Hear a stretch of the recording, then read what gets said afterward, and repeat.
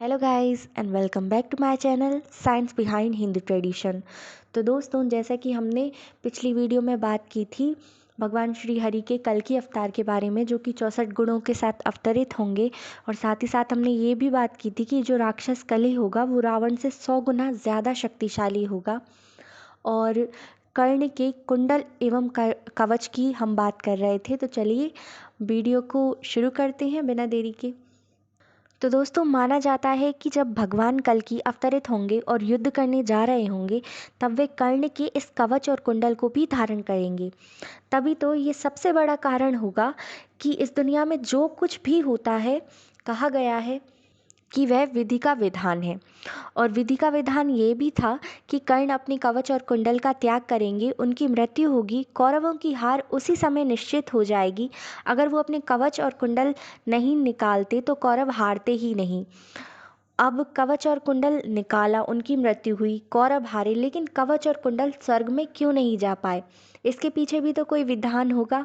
माना जाता है कि यही सबसे बड़ा कारण है कि भविष्य में एक और ऐसी सिचुएशन क्रिएट होगी जहां भगवान श्री हरि के अवतार की ज़रूरत पड़ेगी और भगवान कल्कि आएंगे और इस कवच और कुंडल को धारण करेंगे।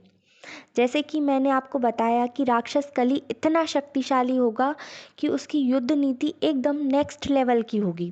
तो उससे युद्ध करने के लिए भगवान कल्कि को भी तो युद्ध नीतियाँ अपनानी पड़ेंगी। आखिर वो मनुष्य रूप में आएंगे, वो स्वयं श्री हरि तो नहीं आ रहे हैं, मनुष्य रूप में ही अवतार लेकर आ रहे हैं। तो कोई भी मनुष्य रूप में आता है तो उसकी लाइफ में कुछ लिमिटेशंस होती हैं। जैसे कि अगर श्री हरि आए होते तो वो तो एक झटके में अपने नेत्रों की शक्ति से ही राक्षस कली को खत्म कर सकते थे, लेकिन वो मनुष्य रूप में आ रहे हैं। जैसे कि श्री राम आए थे, श्री कृष्ण आए थे, तो उनकी भी कुछ लिमिटेशंस थी मनुष्य रूप में, जैसे कि भगवान कल्कि की भी रहेंगी। उन्हीं लिमिटेशंस के दायरे में रहकर उन्हें भगवान कृष्ण का सुदर्शन चक्र धारण करना होगा और कर्ण का कवच और कुंडल धारण करना होगा, जो कि सूर्य की शक्ति के द्वारा कर्ण को प्राप्त हुआ था। वो स्वयं भगवान कल्कि धारण करेंगे।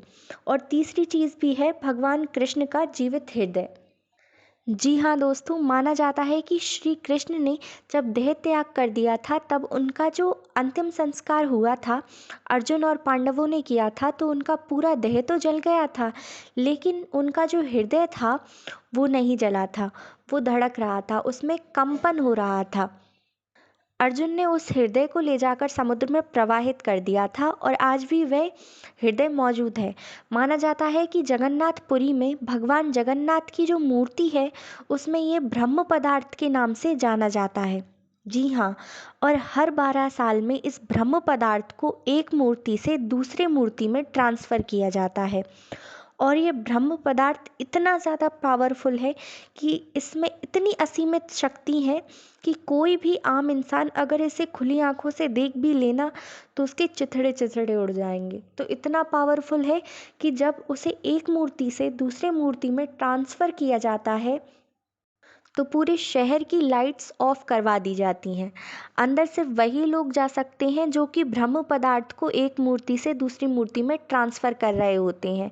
वो भी डायरेक्टली नहीं जा सकते, उनकी आंखों पे मोटी पट्टी बांधी जाती है, उन्हें दस्ताने पहनाए जाते हैं हाथों में, ताकि उन्हें महसूस ही ना हो कि वो किस चीज़ को टच कर रहे हैं।